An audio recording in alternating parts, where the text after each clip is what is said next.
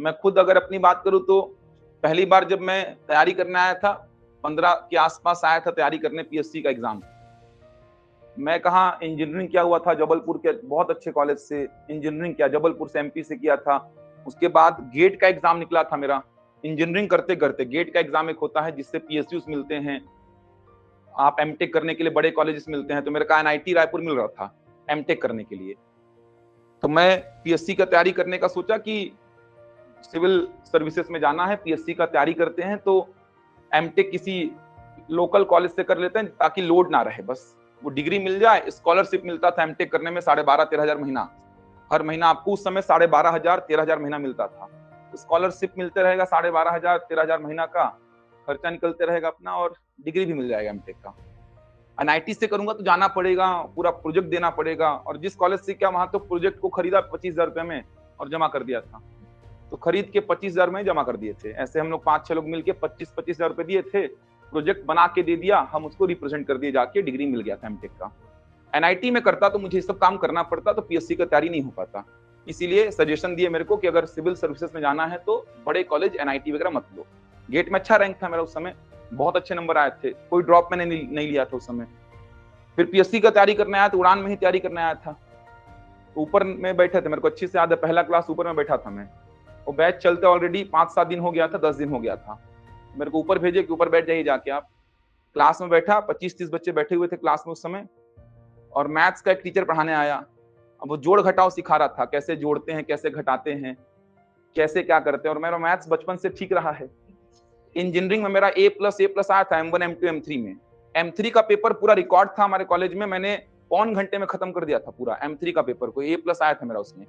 M3 का paper जो M1, M2, M3 होता था इंजीनियरिंग में, तो M3 का पेपर को मैंने पौन घंटे में खत्म करके निकल गया था। A+ आया था उसमें। तो ऐसा रिकॉर्ड था उस कॉलेज में कि M3 का पेपर को कोई पौन घंटे में खत्म कर दिया पूरे पेपर को फाइनल एग्जाम में। तो मैं जब आया तो बैठा तो जोड़ घटाव सिखा रहे थे, वो कैसे जोड़ते हैं। भाई पीएससी में तो वही है, आप लोग को भी तो यही सब सिखाता हूं मैं शुरू में। तो जोड़ घटाव गुणा भाग सिखा रहे हैं, क्या होता है, कैसे जोड़ते हैं, कैसे घटाते हैं, माइनस माइनस जुड़ जाता है, चिन्ह माइनस का रहता है। और मेरा एकदम माथा सनक रहा है कि अरे यार ये सब क्या पढ़ा रहे हैं यार। मैं कहाँ टेक्निकल पढ़ाई पढ़ के आया हूँ, कहाँ मतलब मैं गेट का एग्जाम निकाला हूँ, कहाँ मैं एकदम हायर स्टडी करके मैं कहाँ आ गया, मुझे समझ में नहीं आ रहा था। फिर कोई दूसरा फैकल्टी आया, वो बायो कुछ कुछ पढ़ा रहा है, आसान ही लग रहा था वो भी। तो 3 घंटे क्लास किया तो मैं जब जाने लगा तो मेरा दिमाग ही काम नहीं कर रहा था कि मैं पीएससी करूं कि नहीं करूं। इतना एक उच्चा एग्जाम मुझे देना ही नहीं है, ऐसा मन में आ रहा था कि मेरे औकात से बहुत छोटा एग्जाम है ये, ऐसा मेरे को लग रहा था जब मैं पहले दिन क्लास में बैठा। तो फिर मैं पैदल चलते चलते 3-4 किलोमीटर पैदल ही चले गया, सोचते सोचते कि लाइफ में करना क्या है मेरे को। मैं छोड़ के एनआईटी को ये सब पढ़ने आया था कि जोड़ घटाव सिखाओ तो मेरे को बैठा के। कहाँ मैं M1, M2, M3 पढ़ाता था बच्चों को स्कूल कॉलेजेस में, बच्चे पढ़ते थे मेरे घर आके, मेरे साथ के बच्चे मेरे घर आके पढ़ते थे M1, M2, M3 को। मैं बोला मैं ये करने के लिए थोड़ी छोड़ा हूँ एनआईटी को कि मैं जोड़ घटाव सीखूंगा बैठ के क्लास में। 3-4 दिन ऐसे ही पढ़ा तो मेरे को लगा था ये एग्जाम में यार 6 महीने का एग्जाम है ये पीएससी, क्यों इसमें लोग 5 साल 4 साल 3 साल लगा देते हैं, ये 6 महीने में निकल जाएगा एग्जाम। मेरे को ऐसा फील आता था, ये साला क्या एग्जाम है, ऐसा लगता था यार। इसमें कैसे बच्चे 4 साल लगा देते हैं यार, कैसे 3 साल लगा देते हैं, कैसे 5 साल लगा देते हैं, 10 साल लगा देते हैं, ऐसा क्या है यार, ये जोड़ घटाव करना है यार। छत्तीसगढ़ पढ़ा रहे थे फैकल्टी एक आके, वो बता रहे हैं कहाँ पे कौन सी जगह है, कितने जिले हैं, कितने संभाग, याद कर लेंगे, ऐसा लगता था, इसमें क्या ही है। तो ऐसा फील आता था। 3-4 दिन तो मैं सोचा कि करूं कि नहीं करूं, चले जाता हूं छोड़ के, देखता हूं एनआईटी में कुछ अगर फिर से काउंसलिंग हुआ तो ले लेता हूं कॉलेज को। तो ऐसा फील आ रहा था, छोड़ दूं छोड़ दूं छोड़ दूं। फिर मेरे दोस्त मेरे को सजेस्ट किए, जो मेरे बहुत अच्छे दोस्त थे, कि थोड़ा समय दे, समझ तो पहले पीएससी को, जान पीएससी को, कैसे एग्जाम होता है उसको समझ, पीएससी के पोस्ट को जान, पोस्ट कैसी मिलती है, कितना पावर है उन पोस्ट का उसको समझ।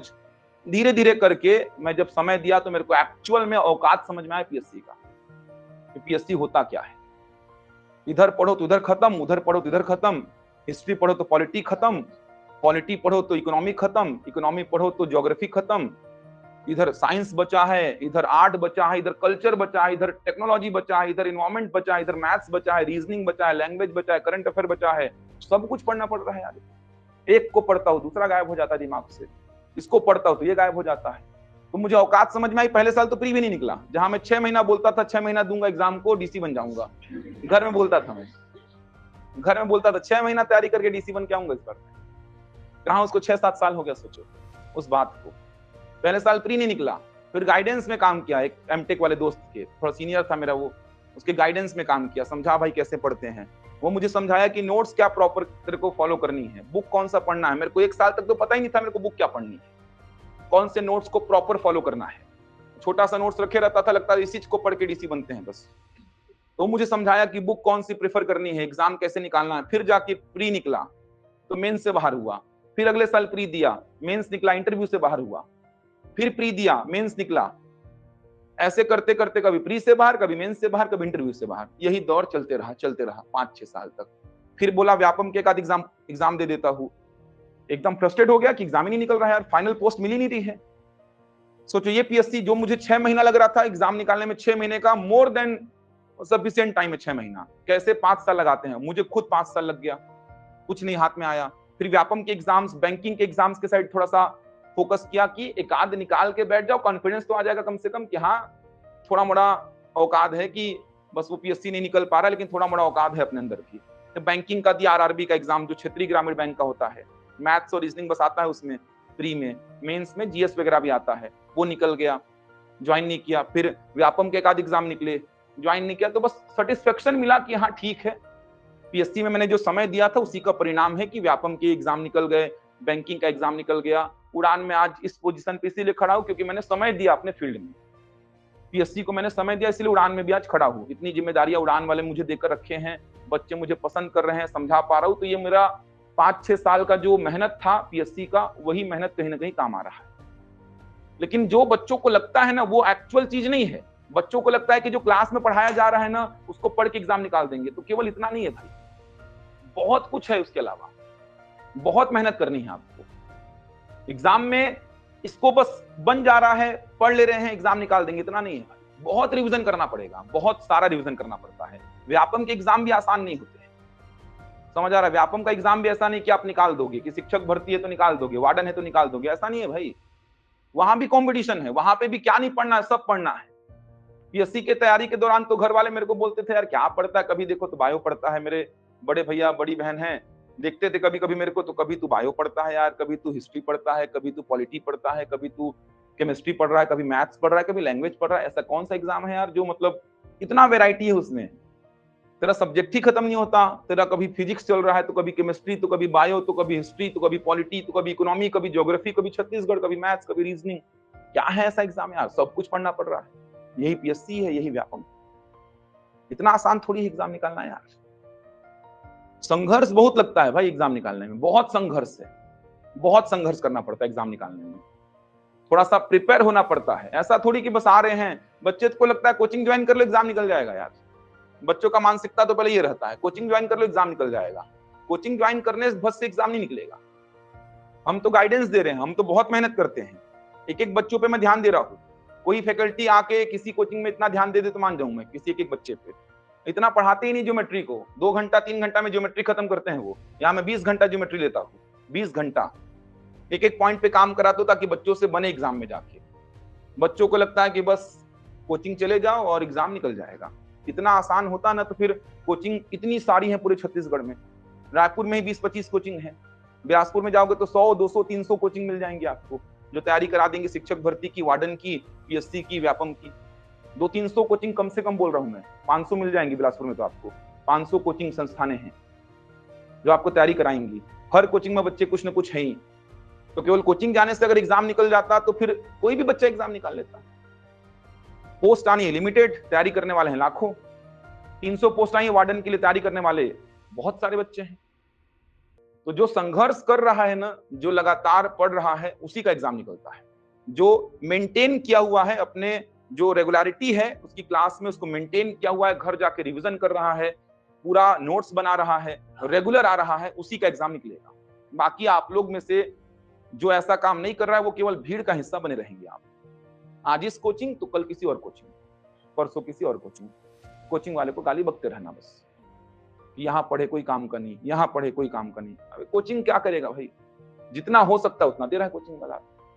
60-70% मेहनत तो आपकी है। उड़ान में तो फिर भी फैकल्टीज बहुत मेहनत करते हैं एक एक बच्चों के पीछे, लास्ट तक मेहनत करते रहते हैं, मैराथन क्लास ले आते हैं, ये ले आते हैं, वो ले आते हैं। उड़ान में तो भरपूर मेहनत करते हैं फैकल्टीज यहाँ के बच्चों के पीछे, भरपूर मेहनत, मतलब एक एक बच्चों पे ध्यान देते हैं हम लोग, एक एक बच्चों पे, एक एक बच्चों को समझ में आए। एक बच्चा फीस दिया तो उसको भी समझ में आए, उसका व्यर्थ ना जाए फीस और पैसा, लेकिन बच्चे खुद समझने को रेडी नहीं है। आप लोग खुद देखिए कितने रेगुलर हैं आप लोग, और कैसे फाइट करेंगे आप लोग खुद सोचिए। आपके बाजू वाले से आप फाइट नहीं कर पा रहे हो तो आप पूरे छत्तीसगढ़ के बच्चों से कैसे फाइट करोगे यार? आपका बाजू वाला रेगुलर आ रहा है, आप रेगुलर नहीं आ रहे हो, आपसे आगे चल रहा है। 2 बच्चों में ही आप पीछे चल रहे हो, 2 लाख बच्चों में तो छोड़ ही दो, कितना पीछे हो जाओगे आप। 2 बच्चों में ही आपका पोजीशन दूसरा है, समझ आ रहा? अपने बाजू वाले से ही कंपेयर करोगे तो आप दूसरे नंबर पे उससे, तो पूरे छत्तीसगढ़ के बच्चों से कंपेयर करो, आपके बाजू वाले से ही आप पीछे चल रहे हो, ये समझ के चलो। और इतना समझाने के बाद भी रेगुलर नहीं आना है, रिवीजन नहीं करना है, तो चीजें नहीं बनेंगी, नहीं सुधरेंगी। इतना आसान नहीं है एग्जाम निकालना। बार बार बोल रहा हूं, मैं डरा नहीं रहा हूं, मैं समझा रहा हूं जो वास्तविकता है। तो इस वास्तविकता से जितना जल्दी आप लोग परिचित हो जाएंगे उतना बेनिफिट रहेगा आप लोग के लिए। पढ़ेंगे तो ही एग्जाम निकलेगा। ऐसे बच्चे भी एग्जाम निकाले हैं कि जिनका बैकग्राउंड आप देखेंगे ना, तो ना उनके पास संसाधन हैं ढंग के, ना उनका 10th में 90 नंबर आया है, 90% आया है, ना 12th में उनका 80-90% आया है। संसाधनों की कमी में पढ़े हैं, वो खुद से मेहनत किए हैं, 10th में 50-60-70% बनाए हैं, 12th में भी वही हाल रहा है, लेकिन एग्जाम निकाल के बैठे हैं। एक ही चीज काम आती है, निरंतरता। सरकारी नौकरी के लिए, पीएससी व्यापम की नौकरी के लिए एक ही चीज काम आती है, निरंतरता। अगर निरंतरता आप में है, क्षमता आप में है डेली आके बैठने की, डेली घर में जाके पढ़ने की, तो ही एग्जाम निकाल पाएंगे। होशियार लोगों का एग्जाम नहीं है ये मैं बार बार बोल रहा हूं, ये मेहनती लोगों का एग्जाम है। ये जो मेहनत कर पाया वो एग्जाम निकाल लेगा। अब आज नहीं आया है कोई बच्चा, कल आके बोलेगा मेरे को समबाहु त्रिभुज समझ में आ जाए, तो कैसे आ जाएगा यार? या तो रिकॉर्डिंग्स देख के आओ आप। इतना जिम्मेदारी तो आप में स्वयं में होना चाहिए। अब आप कल आके बोलोगे मुझे समझ नहीं आ रहा है सर, तो ये आपकी फॉल्ट है। इतना होने के बाद और क्या समझाऊंगा बताओ? इसमें एक एक पॉइंट पे बार बार चर्चा कर रहा हूं ताकि आपको चीजें समझ में आ जाएं। तो ये आपके ऊपर डिपेंड करता है भाई, आप समझना चाहते हो कि नहीं चाहते। टफ लगेगा ठीक है, लेकिन समझा रहा हो तो समझ में आना चाहिए।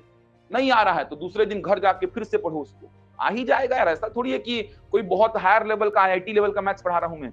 11-12 का तो मैथ्स भी नहीं है, समझ आ रहा है? गेट का थोड़ी पढ़ा रहा हूं मैं आपको कि गेट का मैथ्स पढ़ा रहा हूं, M1 M2 M3 पढ़ा रहा हूं, कि आपको 11-12 का जेई का मैथ्स पढ़ा रहा हूं। जेई का मैथ्स पढ़ाऊंगा तो हालत खराब हो जाएगा, समझ आ रहा है? समाकलन औकलन नाम सुन के ही डर लगता है बच्चों को, पढ़ेंगे तो पता नहीं क्या हाल होगा। dy/dx जहां चालू होगा ना तो आप हालत खराब हो जाएगा। यही समझ में नहीं आ रहा सर, कहां से समाकलन औकलन समझ में आएगा फिर बोलोगे? तो आपके क्षमता के ऊपर है, समझने की क्षमता होगी, अंदर से हिम्मत होगी तो समाकलन औकलन भी समझ जाओगे आप। अगर आप रेगुलर आओगे तो मैं 11-12 का मैथ्स भी समझा दूंगा आपको, अगर आप रेगुलर आओगे तो। अरे बचपन में जब चीजें समझ में आ गई हैं तो फिर बड़े होके क्यों नहीं आएंगी यार? बचपन में तो आईक्यू लेवल भी कम था, समझने की क्षमता भी कम थी, अब तो समझने की क्षमता भी बढ़ गई है, आईक्यू लेवल भी बढ़ गया है, तो अब क्यों नहीं समझ में आएंगी चीजें? क्योंकि आपका पढ़ने का जो मन है ना वो कम होता है। समस्या ये है, आप रेगुलर मेंटेन नहीं कर पाते हो अपने आप को। बचपन में तो आप कि मैं ललक रहती थी कि मुझे स्कूल जाना है, पढ़ना है, देखना है, लिखना है। अब वो ललक ही खत्म। फॉर्मेलिटी कर रहे हो कि आने वाला है वैकेंसी, चल जाते हैं कोचिंग, भीड़ बढ़ा लेते हैं, एग्जाम निकल जाएगा। नहीं निकलेगा भाई, समय और पैसा दोनों व्यर्थ होगा। ऐसे में मेहनत करने का थोड़ा जज्बा दिखना चाहिए। और आप ये मत सोचो कि विज्ञापन जारी होगा तो ही मेहनत करेंगे भाई। एग्जाम उन्हीं का निकलता है जो ऐसा चलते रहते हैं, एकदम रेगुलर मेंटेन करते हैं। ऐसा चलते हैं ना, तो अब एग्जाम सामने आया तो झट से ये अपने हाथ में पकड़ लेते हैं। समझ आ रहा है? ऐसा थोड़ी कि पढ़े, माहौल बना मार्केट का, फिर माहौल खत्म तो छोड़ दिए, इतना बैंक हो गया। फिर माहौल बना, पढ़े, तो ये जो पढ़े थे ना ये भी कोई काम का नहीं थे। फिर माहौल खत्म, फिर छोड़ दिए, फिर यहाँ पे माहौल बना, फिर पढ़े, ये कोई काम ही का नहीं है आपका। यहाँ पे एग्जाम आ गया। कैसे इस बच्चे से फाइट कर पाएंगे आप, जो लगातार एकदम रेगुलर अपने आप को मेंटेन किया हुआ है, चीजों को पढ़ रहा है, इससे कैसे फाइट कर पाएंगे? ऐसे बच्चे भी मार्केट में हैं जो रेगुलर अपने आप को मेंटेन करके रखे हैं, उन बच्चों से कैसे फाइट कर पाओगे? मार्केट का माहौल देख के अगर तैयारी करोगे ना कि माहौल है, 1-1.5 साल मेहनत लगती है भाई अच्छी से, तो अब कोई सरकारी नौकरी सामने आई तो आप उसको कैप्चर कर सकते हो। ऐसा थोड़ी कि मार्केट का माहौल बना, अच्छा आने वाला है 2 महीना बाद पढ़ लेते हैं, आने वाला है 1 महीना बाद पढ़ लेते हैं। ठीक है, वो मेहनत में लगे हैं बच्चे, कोशिश तो कर रहे हैं, लेकिन रेगुलर मेंटेन करना पड़ेगा।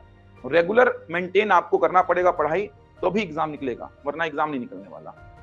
केवल भीड़ का हिस्सा बनेगा आपका। तो थोड़ा सा मेंटेन करिए रेगुलरिटी को, आराम से निकल जाएगा आपका।